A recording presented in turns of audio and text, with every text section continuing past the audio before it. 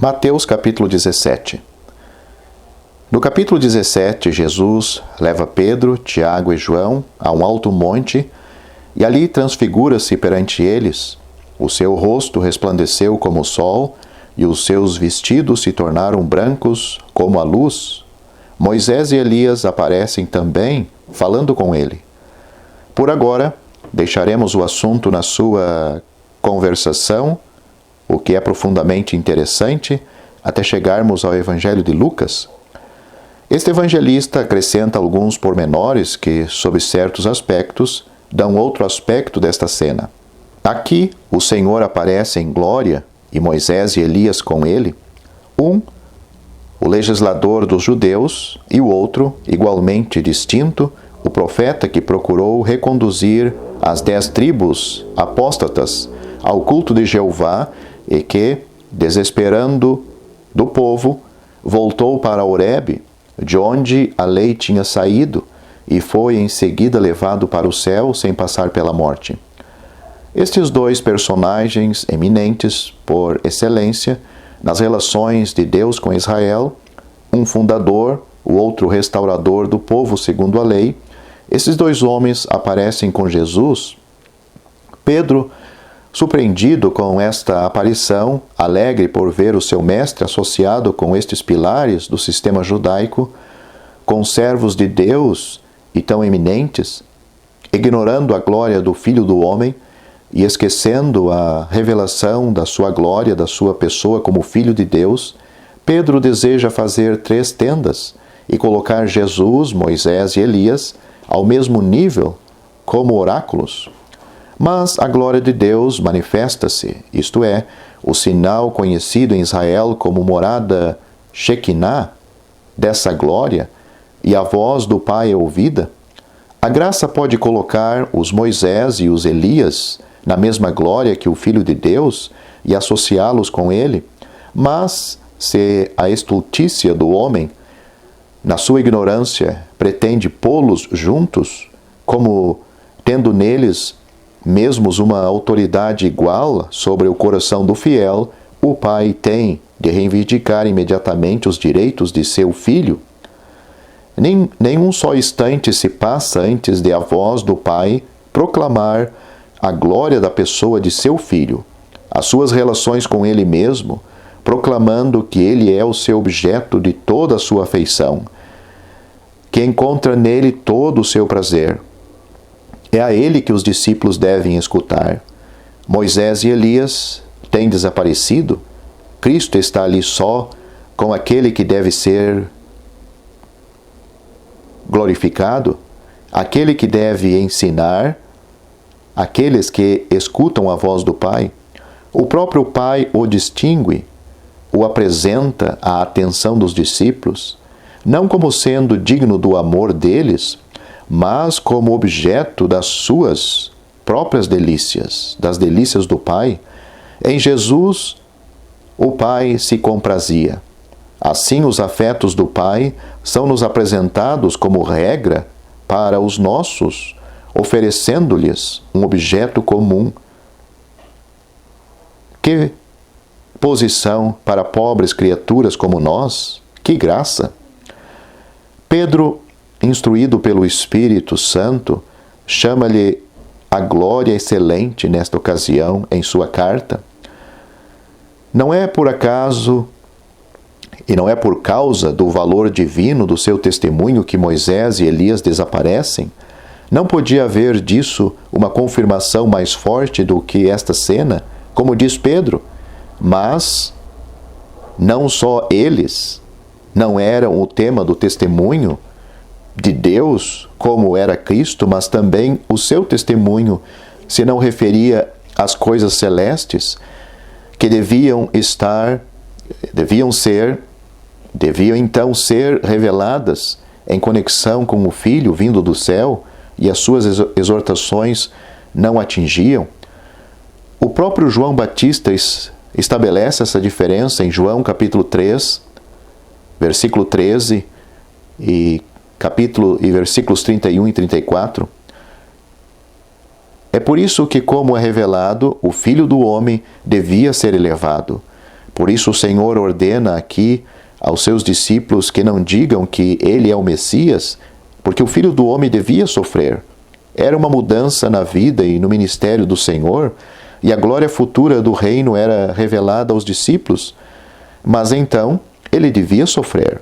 Conforme João capítulo 12, versículo 27, a história dos judeus tinha terminado no capítulo 12, ou mais exatamente no capítulo 11, e o fundamento da mudança estava posto. Encontramos João e o Senhor, ambos rejeitados, uma submissão perfeita.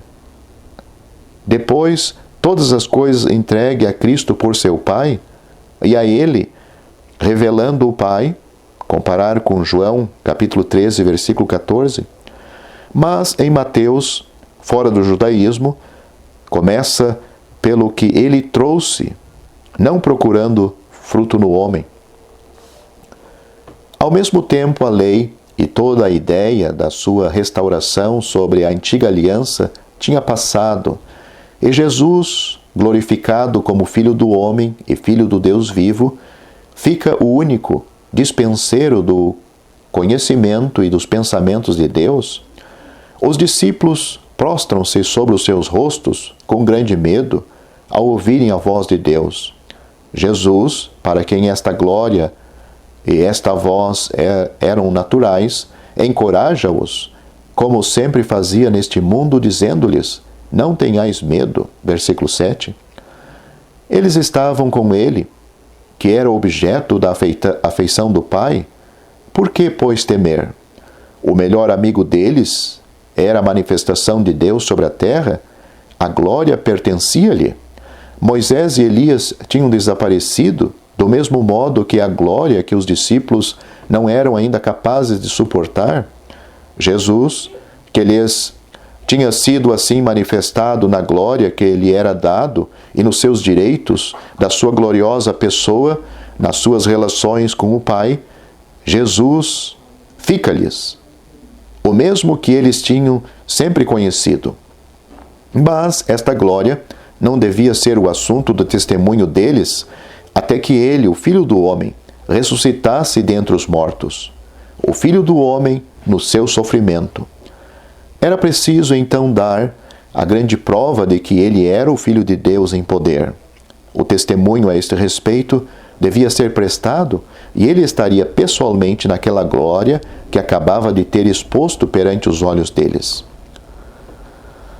Levanta-se então uma dificuldade no espírito dos discípulos, produzida pela doutrina dos escribas acerca de Elias. Elias, diziam eles, devia vir antes da manifestação do Messias, e com efeito, a profecia de Malaquias, capítulo 4, versículos 5 e 6, dava lugar a esta expectativa. Os discípulos perguntaram a Jesus por que dizem os escribas que é mister que Elias venha primeiro, isto é, antes da manifestação do Messias, ao passo que nós acabamos de ver que tu és, tu, esse Messias. E, no entanto, Elias ainda não veio. Jesus confirma as palavras da profecia, acrescentando que Elias restauraria todas as coisas, versículo 11, mas, continua o Senhor, digo-vos que Elias já veio e não o conheceram, mas fizeram-lhe tudo o que quiseram. Assim farão eles também padecer o Filho do Homem, versículo 12. Então os discípulos compreenderam que ele falava de João Batista, que tinha vindo no espírito e no poder de Elias. Como o Espírito Santo tinha anunciado a Zacarias, seu pai, Lucas capítulo 1, versículo 17, mas esta passagem exige algumas considerações. Em primeiro lugar, quando o Senhor diz em Mateus capítulo 17, 11, em verdade Elias virá primeiro e restaurará todas as coisas, apenas confirma o que os escribas diziam segundo a profecia de Malaquias, como se disse, eles têm razão. Em seguida, o Senhor declara o efeito da vinda de Elias, restaurará todas as coisas. Ora, o Filho do Homem devia ainda vir. Jesus tinha dito aos seus discípulos, não acabareis de percorrer as cidades de Israel sem que venha o Filho do Homem, como lemos em Mateus capítulo 10, versículo 23. Entretanto, o Filho do Homem tinha vindo, e era ele mesmo que falava com eles. Mas esta vinda do Filho do Homem de que ele falava é a sua vinda em glória, quando for manifestado o Filho do Homem em julgamento, segundo Daniel capítulo 7. Era assim que tudo o que tinha sido dito aos judeus seria cumprido. E no Evangelho segundo Mateus, Jesus fala aos seus discípulos seguindo esta expectativa. No entanto, Jesus devia ser apresentado à nação e devia sofrer. Era necessário que a nação fosse posta à prova pela apresentação do Messias segundo a promessa. Isto foi feito, e como Deus tinha predito pelos profetas, ele foi desprezado dos homens. De igual modo, João o precedeu, segundo Isaías capítulo 40, como a voz no deserto, no espírito e poder de Elias. Mas João foi rejeitado, como devia sê-lo o Filho do Homem. João Batista rejeitado, também a aplicação para si próprio de Malaquias capítulo 4, versículos 5 e 6, enquanto que Isaías capítulo 40 e Malaquias capítulo 3, versículo 1, lhes são aplicados em Lucas capítulo 1, versículo 76 e capítulo 7, versículo 27. Então o Senhor, por meio destas palavras, anuncia aos seus discípulos em relação com a cena que eles acabavam de contemplar e com toda esta parte deste Evangelho, que o Filho do Homem, tal como era agora, apresentado aos judeus, devia ser rejeitado. Este mesmo Filho do Homem devia ser manifestado em glória, tal como eles o tinham visto momentaneamente sobre o monte. Com efeito, Elias devia vir, como diziam os escribas, mas João Batista tinha preenchido esta função de Elias em poder para a apresentação do Filho do Homem, a qual, sendo os judeus deixados como deviam ser, a sua própria responsabilidade, terminaria com a sua rejeição, e com a rejeição de Israel, com a rejeição do Filho do Homem em Jesus, e com a rejeição de Israel até os dias em que Deus começasse de novo as suas relações com o seu povo, sempre bem amado, fosse qual fosse a sua condição. Deus restabeleceria então todas as coisas, obra gloriosa que ele realizaria introduzindo o seu unigênito Filho no mundo. A expressão de restabelecer todas as coisas refere-se aqui aos judeus e no sentido moral. Em Atos capítulo 3, refere-se ao efeito da própria presença do Filho do Homem. A presença temporária do Filho do Homem foi o momento da realização de uma obra da qual depende a glória eterna e na qual Deus foi plenamente glorificado, acima e além de todas as dispensações, de uma obra cuja glória visível do Filho do Homem é o fruto, tanto quanto esta glória depende da sua obra e não da sua pessoa divina, de uma obra, enfim, na qual, memorável, ele é perfeitamente glorificado, glorificando plenamente a Deus. Todavia, no que concerne às promessas feitas aos judeus, esta presença do Filho do Homem não era senão o último passo da prova a que este povo era submetido pela graça. Deus sabia bem que eles rejeitariam o seu filho, mas não quis tê-los por definitivamente culpados até que eles o tivessem feito. Desse modo, Deus, na sua soberania divina, embora cumprindo mais tarde as suas imutáveis promessas, apresenta-lhes Jesus, o seu Filho, o Messias que eles esperavam. Dá-lhes todas as provas necessárias. Envia-lhes João Batista como seu precursor no espírito e poder de Elias. O filho de Davi nasceu em Belém com todos os sinais que deveriam ter convencido este povo, mas os judeus estavam cegos pelo orgulho e pela sua própria justiça, e tudo rejeitaram. Não obstante, convinha que Jesus se adaptasse em graça quanto à sua posição ao estado miserável de Israel. Assim também, antitipo de Davi, rejeitado no seu tempo, partilhava da aflição de seu povo. Se os gentios oprimiam esse povo, ele, o seu rei, devia associar-se à sua angústia, dando ao mesmo tempo todas as provas de que ele era e buscava os seus em amor. Uma vez rejeitado, tudo se converte em pura graça. Os judeus já não têm direito a coisa alguma segundo as promessas, e ficam reduzidos a receberem tudo desta mesma graça. Como faria um pobre gentil? Deus não faltará a sua graça. Assim Deus colocou-os na verdadeira condição de pecadores e não deixará de cumprir as suas promessas. Este é o tema de Romanos capítulo 11. Era o Filho do Homem que virá, será este mesmo Jesus que agora se retirou. Os céus recebê-lo-ão até o tempo do restabelecimento de todas as coisas de que falaram os profetas. Mas aquele que era o seu precursor durante a sua presença temporária neste mundo não podia ser o mesmo Elias? João era, pois, conforme a manifestação então do Filho do Homem, excepto a diferença que necessariamente decorria da pessoa do Filho do Homem. Este não podia ser senão um, enquanto que isso podia não ser o caso para João Batista e Elias.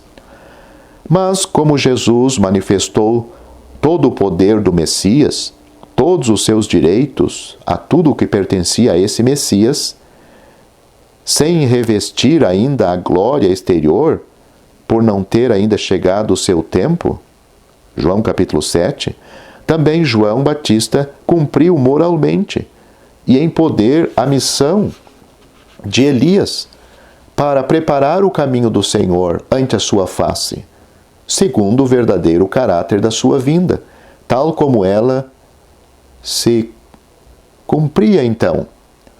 E respondeu literalmente a Isaías capítulo 40 e mesmo a Malaquias capítulo 3, as únicas passagens que lhe são aplicadas. É por esta razão que João afirmou que ele não era Elias, e que o Senhor disse, e se queres dar crédito a este, o Elias que havia de vir, é este o Elias que havia de vir. Mateus capítulo 11, versículo 14. É por isso também que João nunca aplicou a si mesmo Malaquias capítulo 4, versículos 5 e 6, anunciando-se apenas como aquele que cumpria Isaías capítulo 40, versículos 3 e 5. E isto em todos os evangelhos, qualquer que seja o seu caráter particular. Mas continuemos o estudo deste capítulo. Se o Senhor, sobre a glória, a verdade é que também desce a este mundo, mesmo agora, em espírito e em simpatia, e encontra a multidão e o poder de Satanás com os quais nós temos de nos haver, enquanto o Senhor estava no monte, um infeliz pai trazia aos discípulos seu filho, que era lunático e possesso de um demônio. Versículos 14 e seguintes.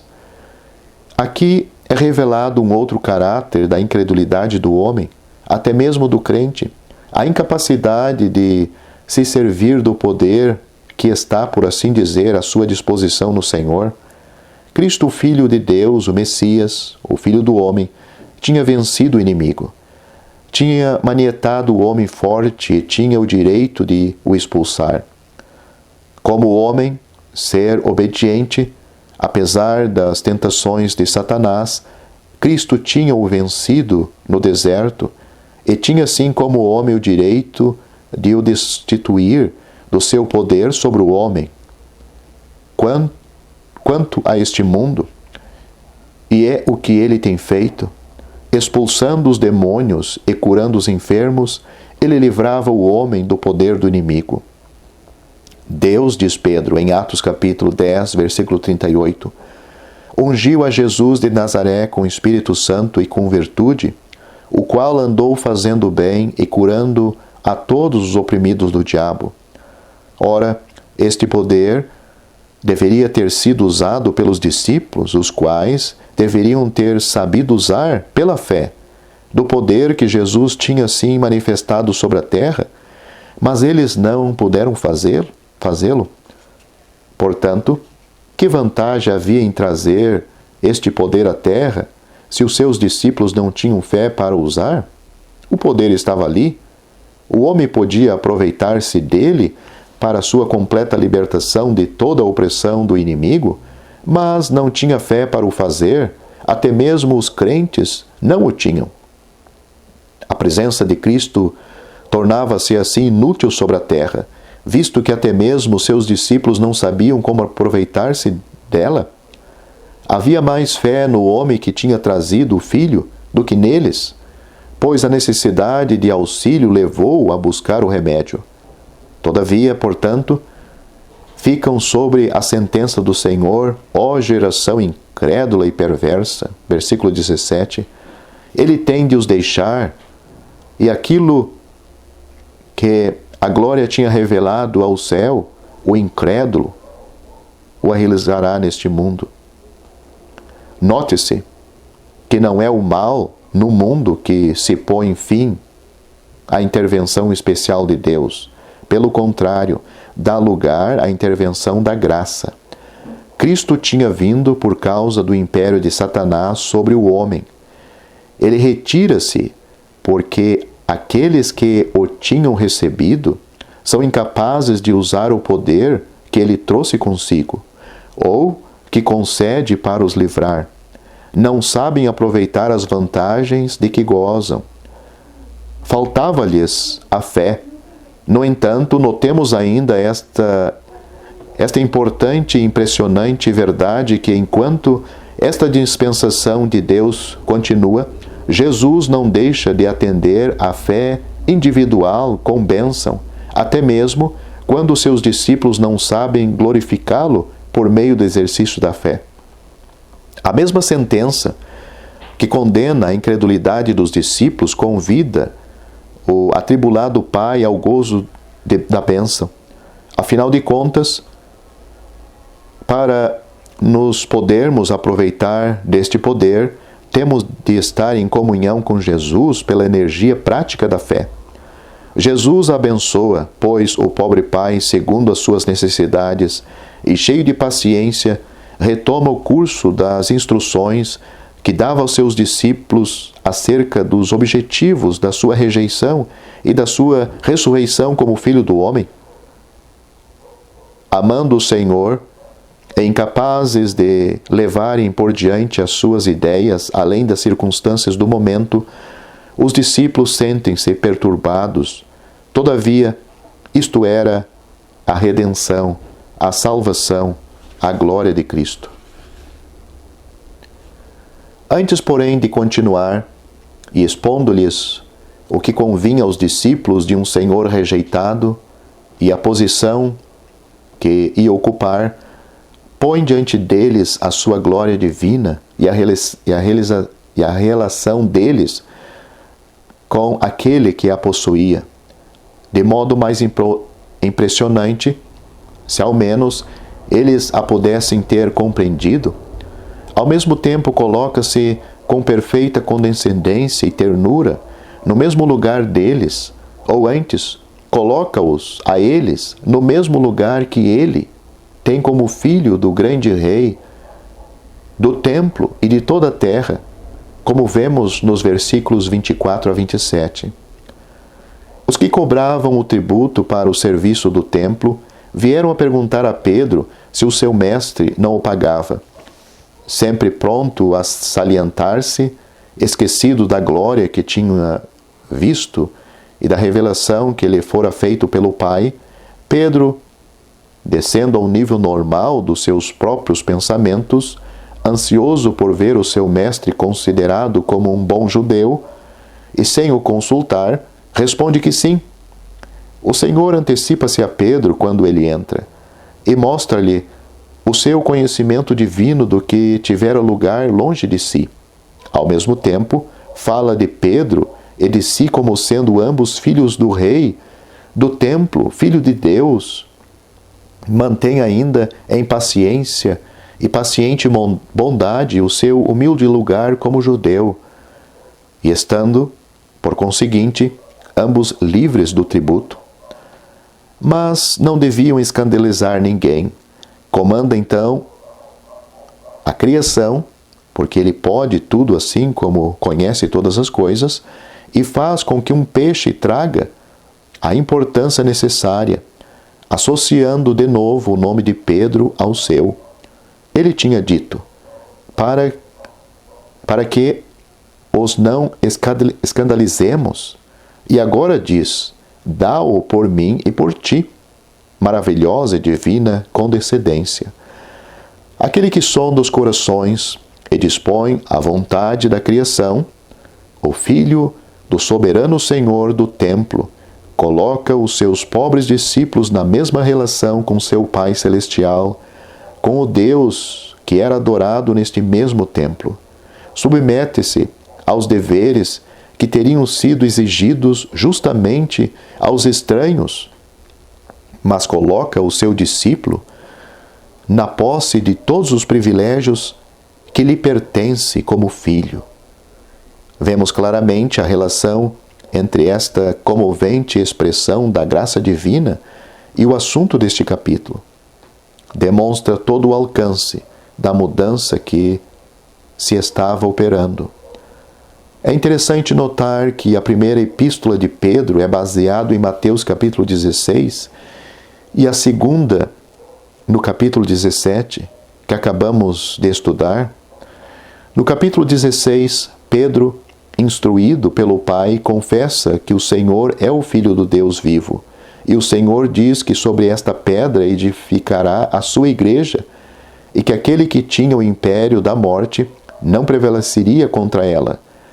Assim também Pedro, na sua primeira epístola, declara que ele era de novo nascido para uma viva esperança pela ressurreição de Jesus Cristo dentre os mortos. Ora, é por esta ressurreição que o poder da vida do Deus vivo é manifestado. Em seguida, Pedro fala de Cristo como sendo a pedra viva, a qual, vindo nós também como pedras vivas, somos edificados templo santo para o Senhor. Na segunda epístola, ele refere de maneira especial a glória da transfiguração como prova da vinda e do reino do Filho do Homem. Fala também, nesta segunda epístola, do juízo do Senhor. Estas duas epístolas, após terem estabelecido a redenção pelo precioso sangue de Cristo e a regeneração pela semente incorruptível da palavra, tratam do governo de Deus. Na primeira, encontramos a sua aplicação aos seus para os conservar. Na segunda, esta aplicação é feita aos maus e ao mundo. Vai até aos elementos abrasados que se fundirão e, finalmente, até aos novos céus e à nova terra.